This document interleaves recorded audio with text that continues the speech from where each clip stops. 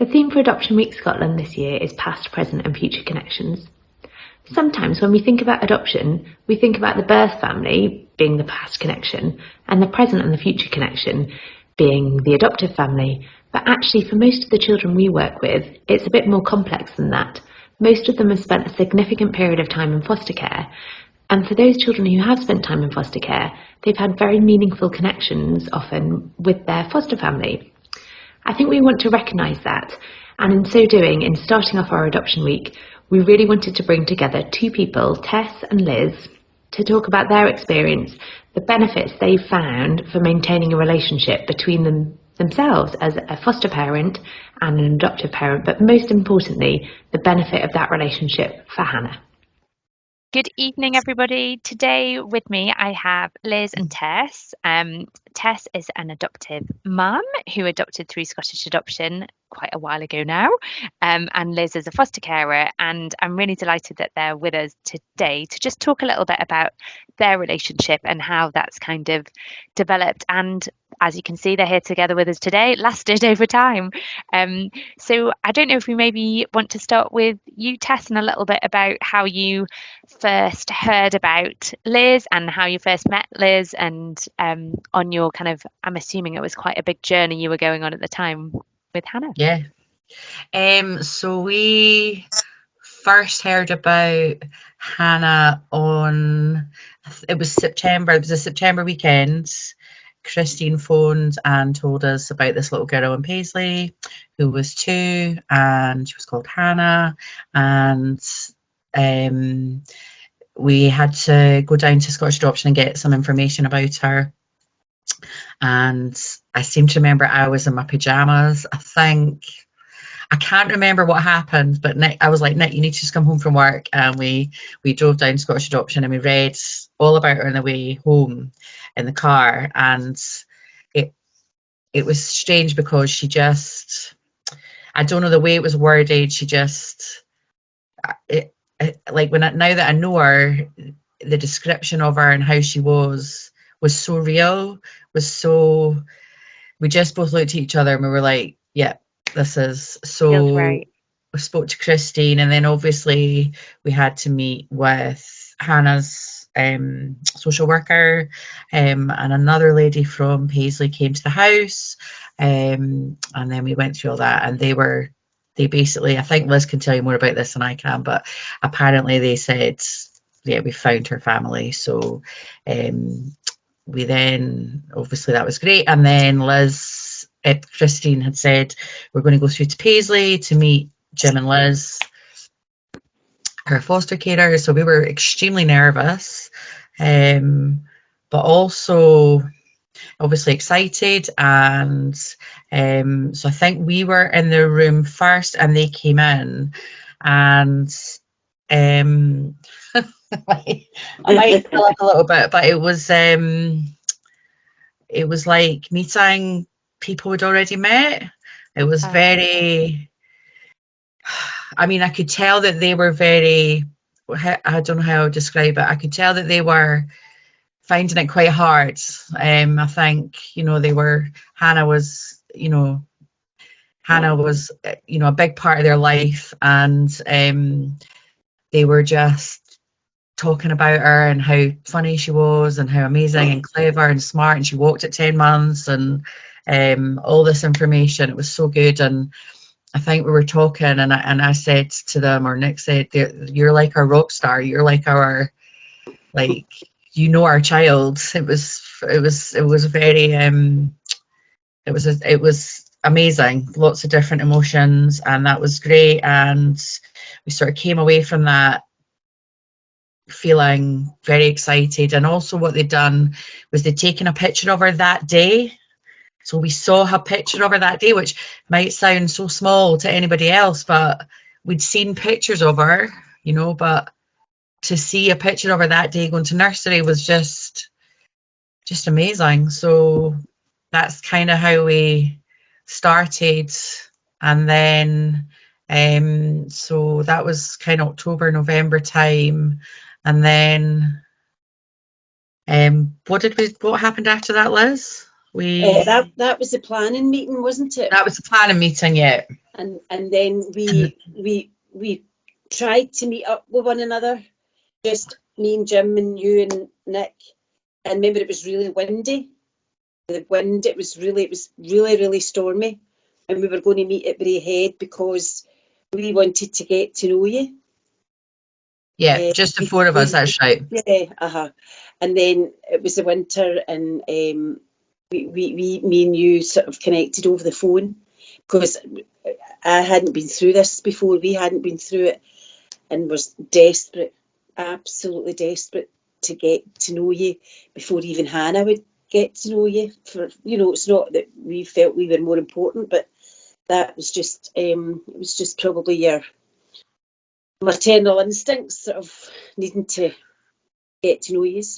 I think Yeah, because Hannah was 2 days old when she went to Jim and Liz. Yeah. You know, that they were her whole world, and she was obviously theirs, and we, you know, we didn't take that lightly. We knew that was going to be hard, but we also knew that she was very, I can't remember the phrase, is it attachment? She had good attachment. Yeah. Which you would think then would be harder, but then you sort of learn, don't you, that actually when they can attach, when they have good attachment, it can be transferred. So, but so but that I guess happened. it can give you that, you know, it's that double-edged sword, isn't it? What you're both, it's really nice to hear it from both perspectives, because I guess, Tess, you're kind of saying, oh, it's so exciting, and you're meeting these people, and you see this photo of Hannah the day, like how and what it means to you, but at the same time, for Liz, it's this kind of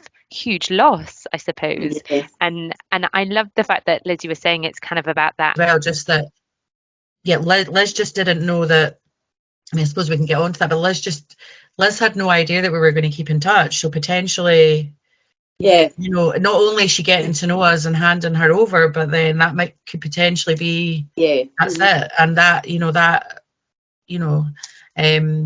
so then we sort of kept in touch on the phone, and really got to know them over the phone. And then what was the next thing? Just you asked me to come through. Remember the first time I came through? That was after we'd got. We got Hannah. So then Hannah came home on your birthday, but so we did then the whole and what's it called, the introductions. But we had to go through to Paisley, which is so we drove through every day, and that had its challenges, didn't it, Liz? It wasn't always. You know, Hannah was very.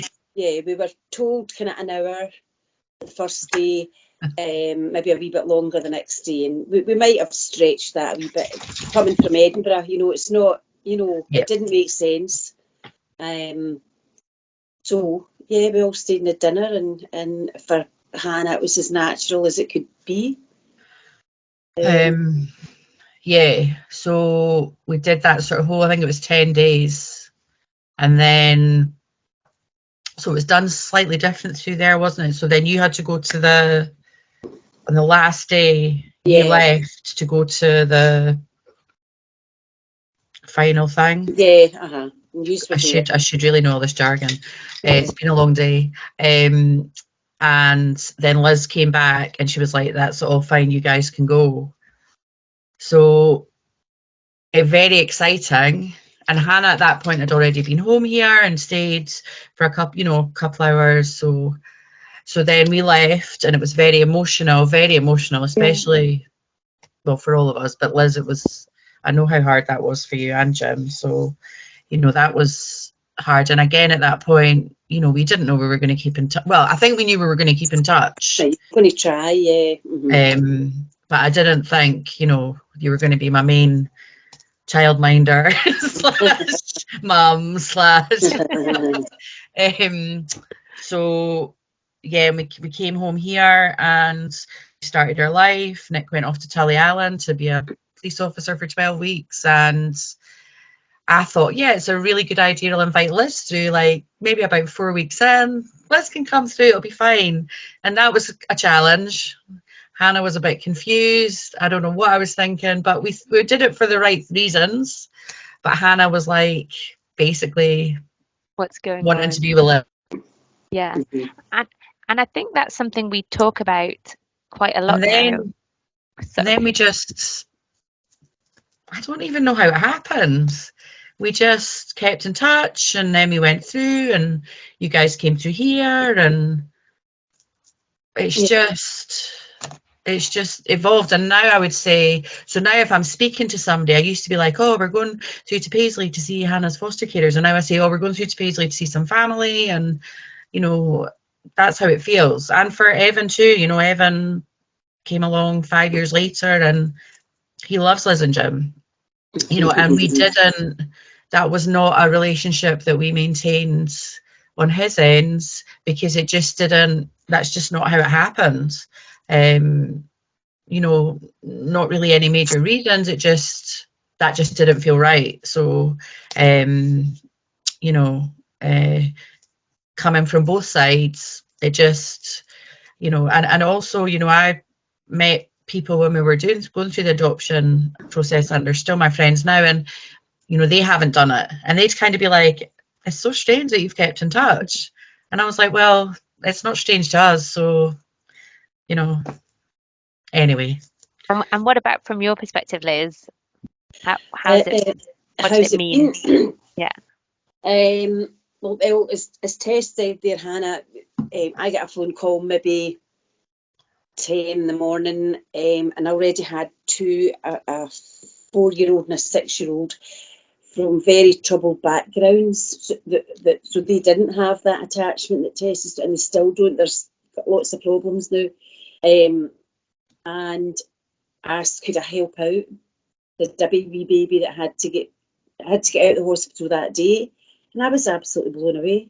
I went, what, me? You know, I'm registered for 2, and I said, well, if you could even help us out. And my husband was in the buses at the time, and so there was no, you couldn't phone him. I thought, what will I do? Eventually, I got a message through to him, and he phoned. He said, if you think you can handle it, we'll all muck in, we'll all help. So she arrived probably just after lunchtime with her nappy, her baby grow, a wee blanket, and nothing else. Not a nappy. No, I thought they would bring this package or something to you, you know. Yeah. And she bounced, and could you get her out of the car seat, because we need to take the car seat away. And I'm like, right, okay. And she bounced into our lives, and I never really thought at that point you could love somebody else's baby.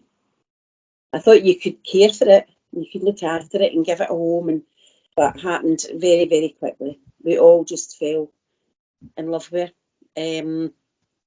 So at one point, you know, the other two that we had, they were supposed to go for adoption, but loads of things happened, and they kind of got a bit older.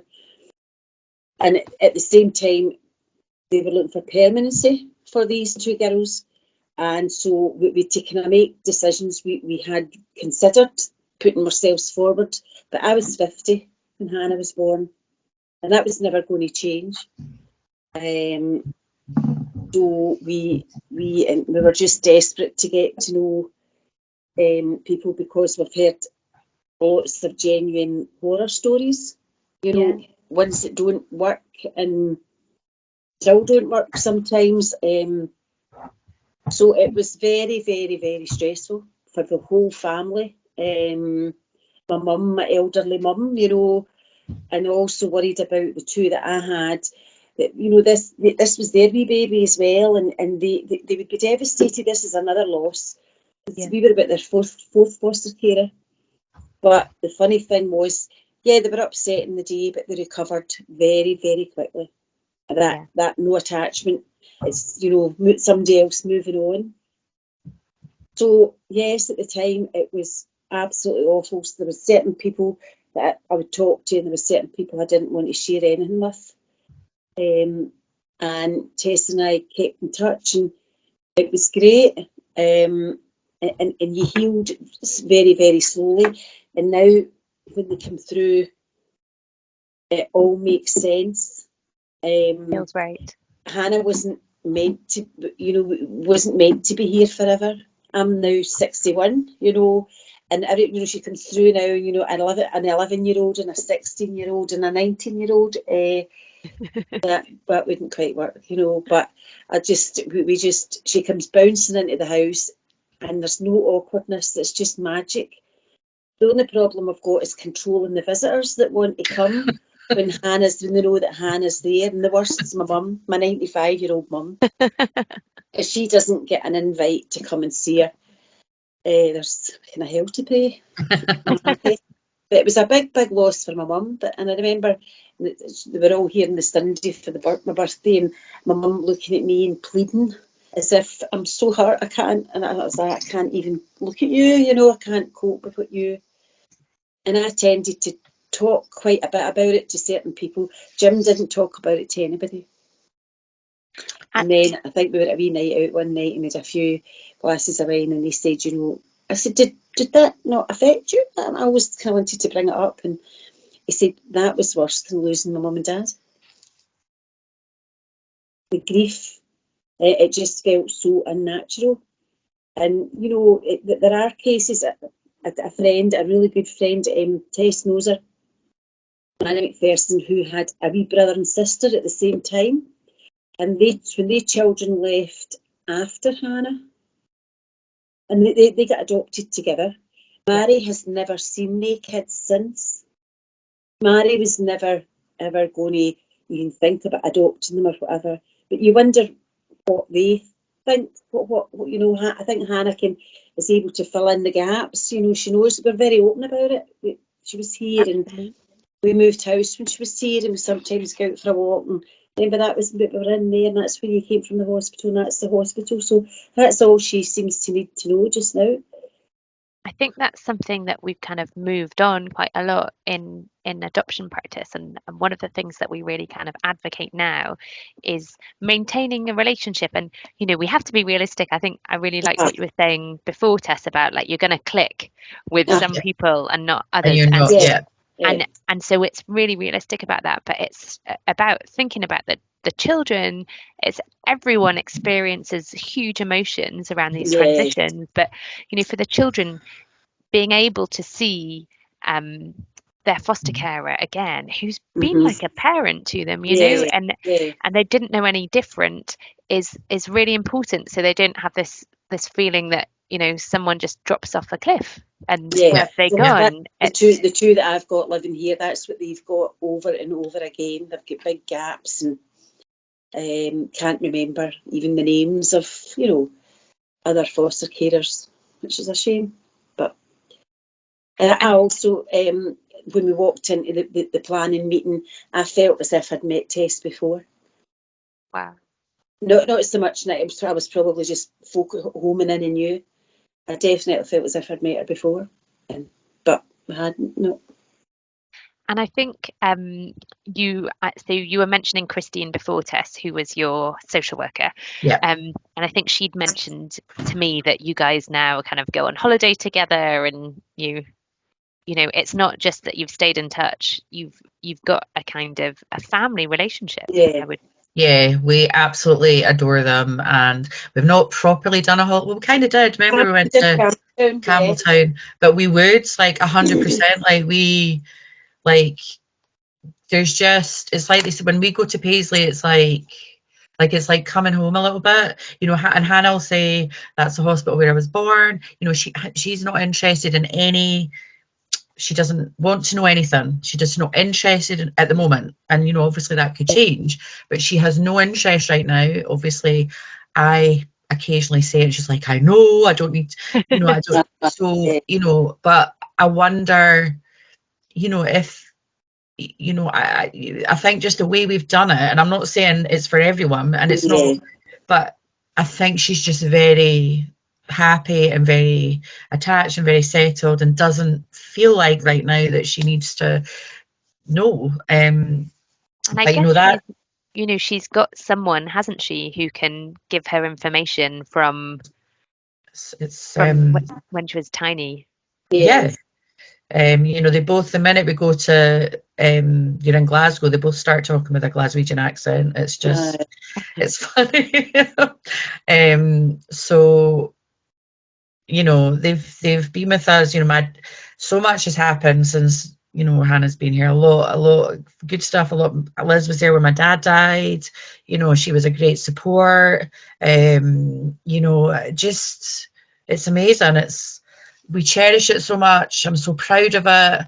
I'm going to get a little bit emotional, but I'm so proud of what we've done as women and mums, and, you know, it's really, really, I think it's really, really helped all of us maintain a healthy balance for Hannah, and that's the most important thing, you know. So I think it sounds like you're describing this thing that has provided such a lovely thing for Hannah, that she's had this continuity, and you've modeled that, like, relationship and the joining up of the dots and all that stuff, but also that you both have got something out of it. Like, you've been able to, you know, for you, Liz, you didn't know if you were going to be able to see Hannah growing up, and you've been able to do that, and for you, Tess, you kind of been able to fill in those gaps, but also sounds like, you know, you've been able to kind of ask advice, do that thing that you need in your networks, don't you, when you're parenting? You need those kind of support networks, and actually you've got a support network from someone who really cares. And another mum, and she's also got she's got her own 2 children, Rachel and Rosalind. You know, these girls are just thriving. They're lovely women. You know, like, if I can take any help and advice, I'm going to take it. You know, the proof is in the pudding, and, you know, so yeah, it's really worked for us, and you know, I think that it's made the whole process really nice, and I'm always very positive about it to people, and, you know, it's really worked for us very well. So yeah. And in those early stages, Liz, then were you nervous when you were kind of trying to, you know, for example, Tess talked about at 4 weeks, she kind of said, "Oh, do you want to come over?" Were you thinking, "Oh, I'm not sure if I can do this"? Yeah, well, absolutely. I've had feelings I've never had before. It was just, it didn't kind of make sense. What didn't feel natural. Oh, yeah, of course I wanted to go through and see it, but, you know, I didn't push myself at you. I didn't want to kind of the kind of. No, you really didn't. To kind of leave you alone and then remember you phoned one day. It was only a couple of weeks later, and I was in Roslyn's. There was a workman in, and you just took the bull by the horns and you phoned me.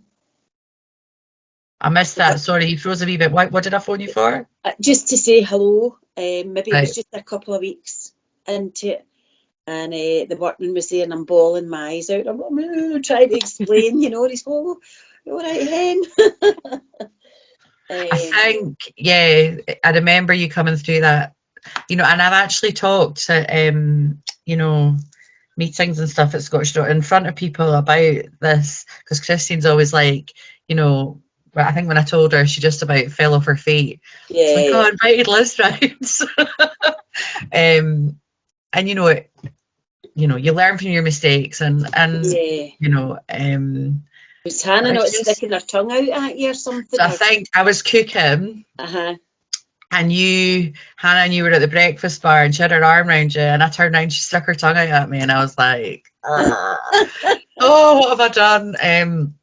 But I think that's really important stuff. So where we probably think now is, you know, what we're really trying to help adoptive families with is kind of letting the child express that grief, letting it kind of have a bit of a place, but it's really rejecting, because, you know, you think everything's going great, and then they see their previous carer, and they're all over them, and they don't want to, you know, be with you. And I think, you know, you're describing that like, what have I done? Was this a huge mistake? Honestly. But I guess then you're able to look further down the line, and you think, actually, no, that wasn't a mistake at all.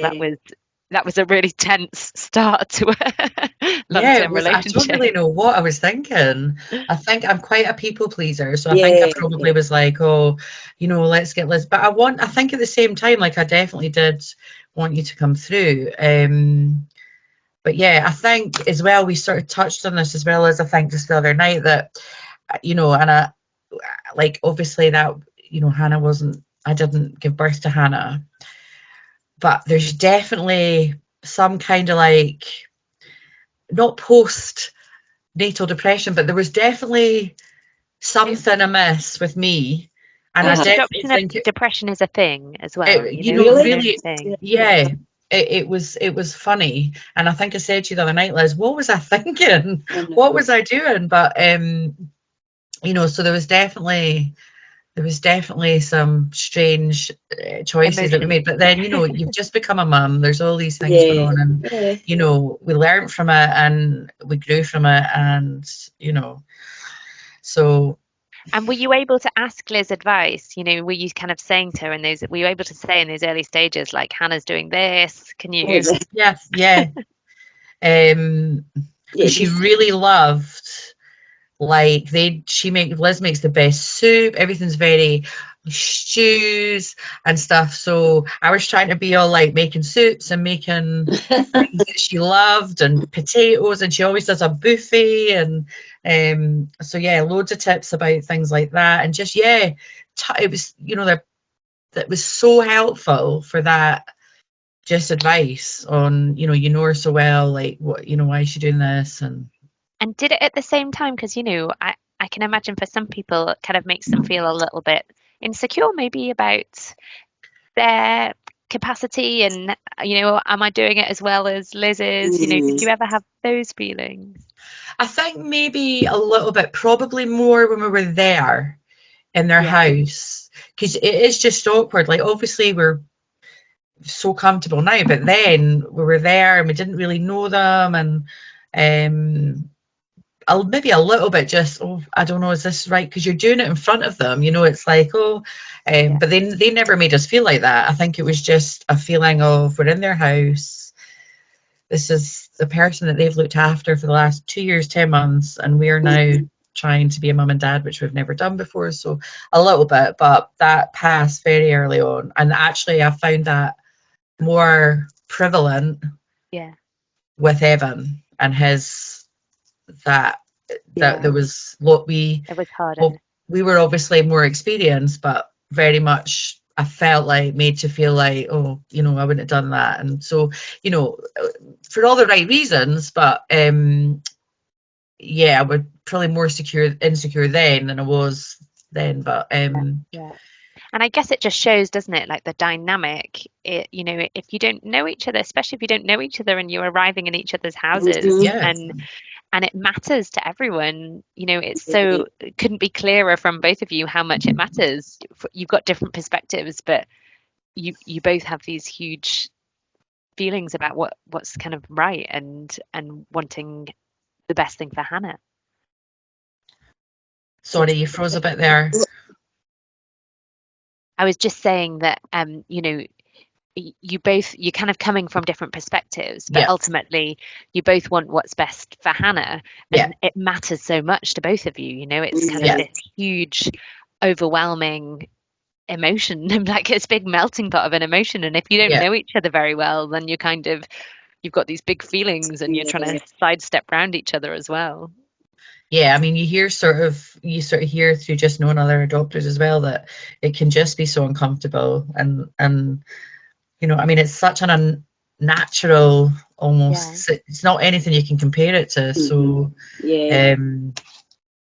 it's just such a minefield. I could talk about it all day. I love it. I love our relationship. I love talking about it. I feel like everybody should do this, but obviously that's ridiculous. Everybody should have a Liz and Jim. That's what everybody should have, a Liz and Jim. And what does Hannah say? Hannah doesn't say much, but she loves Liz and Jim, and Granny Mary, that's Liz's mum, she calls her Granny Mary. She loves going through. If we're going through to Paisley, she's like, we're going through Paisley, like, so happy and excited. And obviously, you know, we've sort of downplayed it, but Shannon and Michael, who, you know, they were like her older siblings, so she spends time with them, which is nice for them and for Hannah. But yeah, Hannah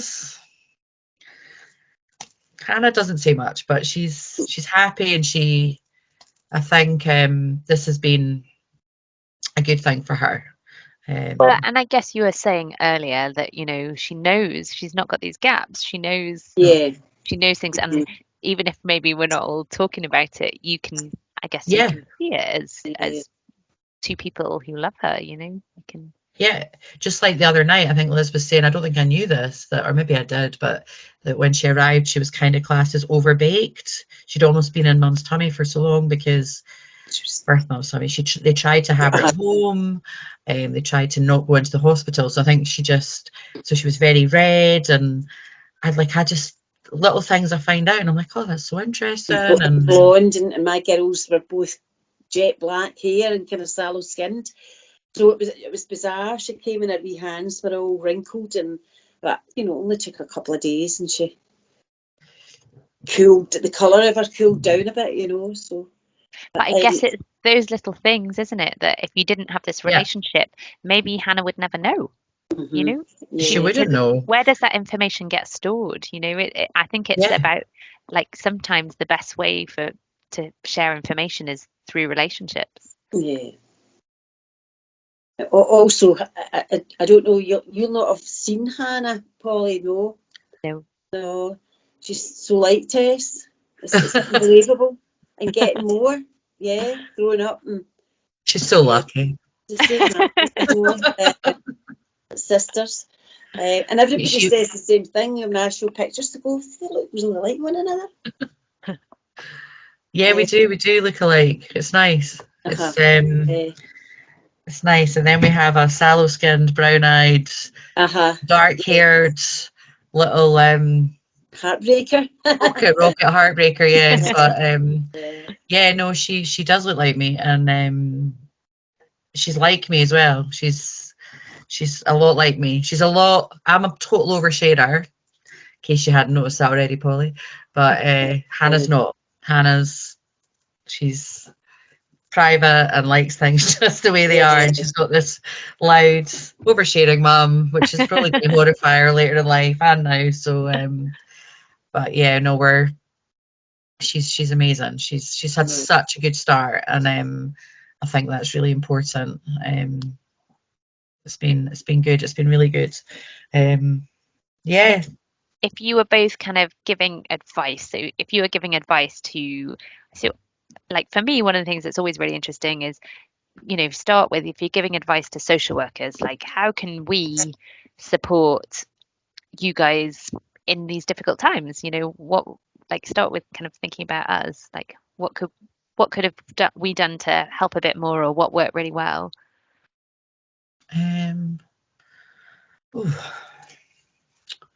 I think, if you don't mind me saying this, I think I know social work get a lot of bad press at times, and you know, people kind of blame, you know, for this and that, but their gut instinct must be so strong, because I was told how accurate this was or not, that the three people, that the three potential people that were interested in Hannah, and they only went to Tess and Liz. Didn't go to any. Whether that's true or whether that's something that they would say, but I believe that that's what it is, that they must get a real strong feeling about people. That just takes years of experience to.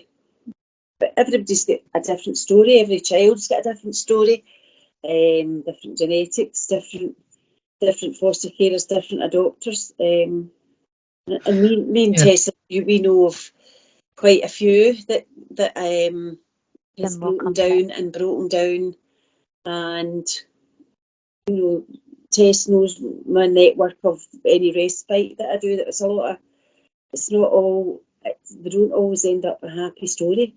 Yeah. You know who I'm talking about, Tess, the two wee girls. And my group that I was in at the time as well, you question a lot of decisions that you hear from social work. Exactly what Liz is saying, get such a bad press. And then I remember we sat down at the end with Hannah, and we were like, she knew exactly, she knew us so well. Like, she really knew us. And obviously, you know, there's that whole thing they ask about money and feelings and and all the rest of it, and you're kind of like, oh, but actually honestly, like, you guys know people so well. Like, it's amazing. So I feel like I want to give you some kind of advice for the future, but honestly, and Liz will tell you, I remember we were at a meeting Christine would say, with Liz, and I think Christine said something, and I really was pretty nippy with her. And I think it was just the sort of, it was getting so close, and there was potentially going to be another day delay, and that's so hard. And I remember just being like, God, one day to you guys is like a year to us, you know. And I feel bad about that still now, because I think, God, she was just doing her best. I just think, you know, I think the only thing I would have said about the whole thing was that it just seemed so far apart, and you know, you can only go and visit for an hour, all that kind of stuff. But I guess that's for a reason. And well, but I think that's something that is kind of changing. So yeah, I like the fact that you were saying you kind of talked about on the phone before, because that's something that we're really, I suppose, recognizing and responding to, is the fact that the adults need to have a relationship before that really strict week. True, that's so true. Because otherwise you're arriving in each other's houses as strangers with these massive feelings, and it's just so complicated. Whereas actually, if the adults have got to know each other, it just takes off some of that pressure, and that is the model that we try and work to now. But you know, everything's a learning curve, isn't it? We're all absolutely, and like every case is obviously different. I mean, Evan's foster carer, I remember her saying one night, because we had to go to Wales and stay in like a accommodation with her, because she was further out of Wales, and it was very intense. And I remember her saying something like, if you don't sort of get a child straight away, there's going to be issues. And I just thought, what a shit, that part of myself, what a crap thing to say. You know, we've got oh, here he comes, Evan. You know, say hello. hello. Right, go and see Daddy. I'll be back. I'll be down in a minute, okay? You know, I just remember thinking, what a ridiculous thing to say, that you have to have literally like brand new. Yeah. No, just so, you know, that was just a very intense situation. I mean, 24/7. It wasn't like when we went to Paisley we could then leave and go back the next day, or that was completely different. So I think my advice might be, if that is something that happened, I don't know how you do it now, but that was too much, you know. I know we're talking about Hannah, so that, you know, but that was a lot. It felt full on, and what about if you were speaking, which I'm sure you do, you know, you speak to other adopters and you speak to other foster carers, and you know, what do you think is really important for them to know about, like, I guess, the upside of an ongoing relationship? Like, if I was speaking to a foster carer, I would say that it's such a good, it's so good for the children. It's so good to be able to fill in these gaps. It's so good to phone to be able to phone for advice. It's, you know, it's the best thing for the child, even if it's a little bit difficult. It's just the best thing. You know, if you know, I can't imagine just taking a child and off you go and that's it. I mean, I think you're losing out on so much knowledge for the future of your. And you're recognizing that there's a huge history there, right? Yeah, and that's important, you know, when you're growing up, to know about that. So. And what would you say to prospective adopters? I'm trying to think. What I was going to say was, I have to be kind of careful. I've got, you know, quite a lot of foster carers. We go to a support group, and I'm selective about who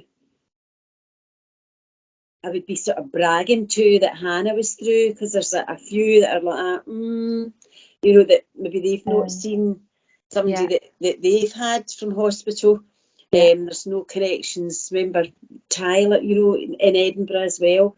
So there are certain people who are very happy for me, or very happy for us, and other people the kind of face goes on. Again, I don't know. Some foster carers say once you've done it a few times, you keep a wee bit of your heart to yourself. You would know, like we're not having any more after this. But if, say for talking's sake, we did, you would know from the very beginning that there's no way that you're only looking after them for a while. Yeah. And it's almost like reserving yourself a wee bit. But is that right either? You know. Well, I guess it's that you're placed in an impossible position, aren't you? Because it's kind of like, you know, care for this child, the most precious child, as though, you know, you would care for a biological child, but don't care too much because we're going to get cross with you and we need to move on. It's crazy. Yeah. But, you know, it's great now. I describe to people that when Hannah comes, or when they all come, and sometimes she stays over, doesn't she? Maybe you have a wee night or something, and it's great. And I feel like the Ready Break advert, you know, you've got that dead warm glow about you. And we're all a wee bit sad when they're going away. But she's in the right place. She's in a, you know, I'm glad that she's not here, and I would watch her, or, you know, have her come, hubby's come. It's great, but we have stopped crying when we leave. That was a big thing. We cried when we left, all of us. Well, not Nick, but me and Hannah used to cry when we left, because Hannah would always be like, I remember that actually. When we left the first couple of times, she'd always say, "Are we coming back? Are we coming back?" And I'd say, "Of course we're coming back. Of course we're coming back." You know. So we did, and you used to cry. We all used to cry when we leave, and everyone would be crying because it was like. But that's okay, isn't it? That's of course, and that's modeling emotion. That's just saying, like, we're crying because this is a sad thing. Like, it's not that it's the wrong thing, it's just a sad thing. I mean, I've said tonight multiple occasions, let's move to Paisley. We can get a much bigger house for like less money. We can live beside Liz and Jim. Tell her about Hannah's. Is it a pony she got? The big pony. She got a big she loves horses, horse riding, and we got her a pony a couple of years ago, like a soft toy, not a pony. I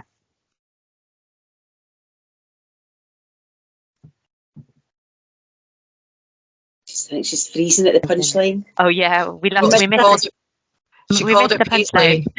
She called it Paisley. And actually her bed's over here, and there's a blankie in there that she got from, that she sleeps with still. So in fact she's going to school camp in a couple of weeks, and she's like, how can I take blankie without anybody knowing? There's so many things, honestly, Polly. It's been amazing. It's been such a good experience for us, and you know, it's really worked for us, and we're so grateful to have Liz and Jim in our life, and to have, you know, amazing social workers matching these kids so well. So it's, you guys do such a good job. You really do. And I wasn't paid to say this. I just like to point out on this recording. I was going to say, like, I'm now starting to feel a bit awkward because, like, this was not the point. I'd just like to clarify I was not involved. I'm just transferring some funds to Christine right now. Hang on a second. Exactly. No, but it's just so lovely to, you know, hear your perspectives, and I think it's something that a lot of people don't always talk about, and you don't always hear that real experience, and it's been really wonderful for me. Thank you to hear that journey. Is there anything? Is there lots of other stories like this, Polly, or are we quite unusual? Or I mean, I think there are other people like this, but you just don't always know. And I think what you kind of, some of the stuff you were touching on, often what happens a little bit, and maybe that's kind of one of the points, the themes of Adoption Week this time, is just these connections. You don't always know what's kind of gone on into the future. Not everyone necessarily stays in touch. Like, as an agency, you know, we always say we love it when people stay in touch and we want to be here to help, but you don't necessarily always know. So Yeah. yeah, it's difficult to kind of know how much this stuff happens, but it doesn't strike me as like, oh yeah, I know loads of people like you guys. Yeah. Oh, we broke the mold, Liz. We broke the mold. Oh, well, that's good. Yeah. What we needed. It's what we needed. Well, so thank you very much, both of you. It's That's been okay. really, Yeah, been really great to hear your story. So thank you. absolutely. And, Yep. Thanks for letting us share it. Yeah, no,